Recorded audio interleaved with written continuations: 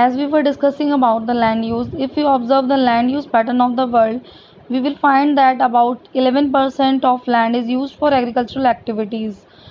हाँ, जैसा कि हम लैंड यूज़ के बारे में डिस्कस कर रहे थे, अगर हम वर्ल्ड की टोटल लैंड के बारे में डिस्कस करते हैं तो हम देखते हैं कि वर्ल्ड की जो टोटल लैंड है उसका 11% जो पार्ट है that is occupied for agricultural activities, वो एग्रीकल्चरल एक्टिविटीज़ के लिए ऑक्यूपाइड किया गया है। 26% of the land is used as pasture, world की 26% लैंड पर पेस्चर किया जाता है। फॉरेस्ट कवर एरिया जो है वो 31% है वर्ल्ड का, and 32% of the land is use for dwelling, manufacturing and other purposes.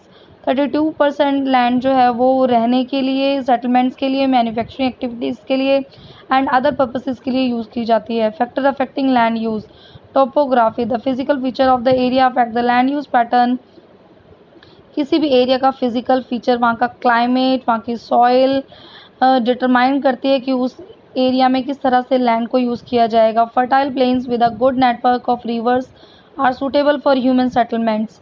Those areas which have fertile soil, or those who have those areas which are plain in surface and have a good network of rivers. Also they have water cover, are suitable for human settlement. They are best for living also. On the other hand, a lofty mountains might not be suitable due to difficulty in constructing roads and railways. On the other hand, we can see that on mountains human settlement is very difficult, as there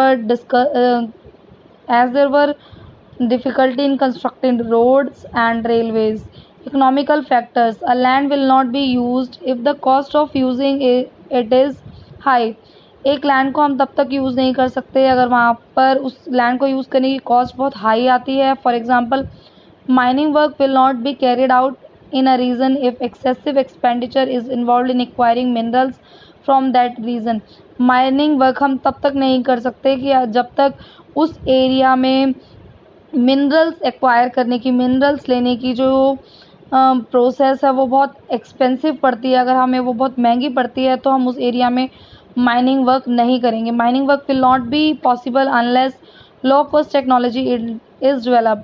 mining work तब तक नहीं कर सकते जब तक हम low cost technology, ऐसी technology develop नहीं करते जब जिससे हमारी जो कॉस्ट है वो बहुत कम आए। Next is technological factors, the situation of human development also determines the nature of land use. Human development की जो सिचुएशन है वो उस एरिया के लैंड यूज़ का नेचर भी डिटरमाइन करती है। इन बैकवर्ड और undeveloped areas the land is used only for animal rearing and obtaining forest wealth etc.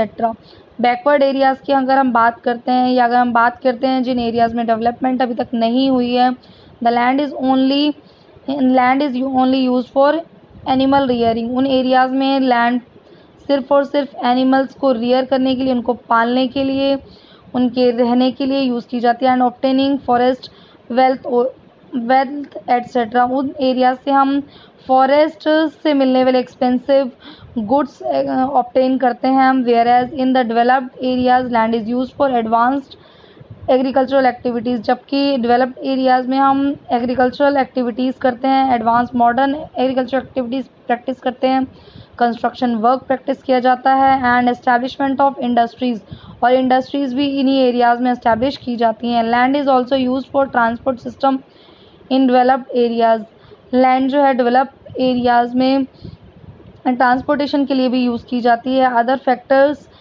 Factors of land use are availability of water, quality of soil, climate etcetera. Land use के कुछ और भी factors हैं जो ये determine करते हैं कि लैंड किस लिए यूज़ किया जाएगा, कि जिस तरह से जिस लैंड पर वाटर अवेलेबिलिटी ईजीली हो, एंड सॉइल की क्वालिटी अच्छी हो, फर्टाइल सॉइल होनी चाहिए, क्लाइमेट बेटर होना चाहिए, neither too hot nor too cold. Based on the availability of these elements the use of land is changed. और इन एलिमेंट्स की अगर हम बात करते हैं, जो लैंड इन एलिमेंट्स पर बेस होती है वहाँ पर लैंड यूज़ भी डिफरेंट होता है, चेंज हो जाता है. For example the land having fertile soil will be used for agricultural purposes. जिस लैंड पर सॉइल फर्टाइल मिलती है वहाँ वो लैंड एग्रीकल्चरल एक्टिविटीज़ के लिए यूज़ की जाती है. Land will be used for housing in good climate areas. Land को गुड क्लाइमेट एरियाज़ में, जहाँ पर क्लाइमेट बहुत अच्छा है, उन एरियाज़ में हाउसेस बनाने के लिए भी लैंड को यूज़ किया जा सकता है. Classification of land resources. See we will divide our land resources on the basis of ownership. Land is classified into 2 types. अगर हम ऑनरशिप के बारे में बात करें तो ऑनरशिप के बेस पर हम अपनी लैंड को 2 पार्ट्स में डिवाइड कर सकते हैं, private land and community land. Private land is owned and used by individual only for personal purposes. Private land को एक इंडिविजुअल पर्सनल अपने खुद के पर्पसेस के लिए, अपने खुद के वर्क के लिए यूज़ कर सकता है और उसको ओन कर सकता है. Community land is owned and used by the community.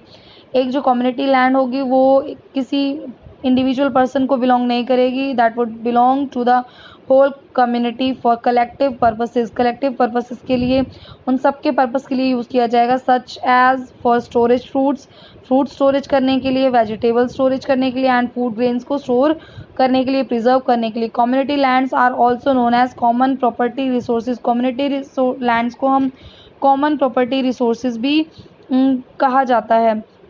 Conservation of land to fulfill the various needs of growing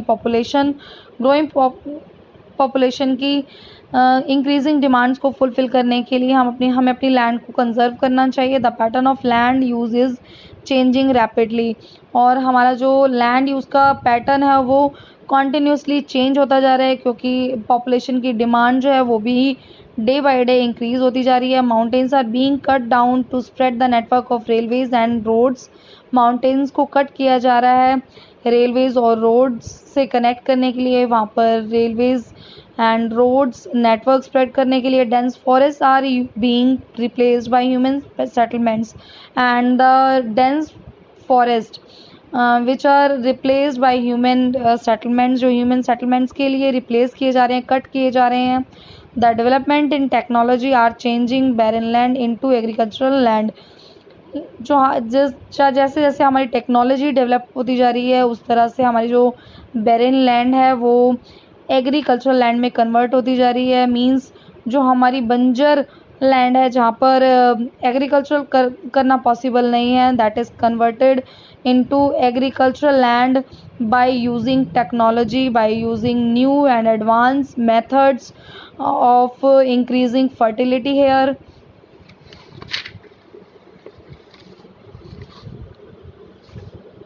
Due to the rapid increase in activities related to agriculture manufacturing, the pressure on land resource is increasing.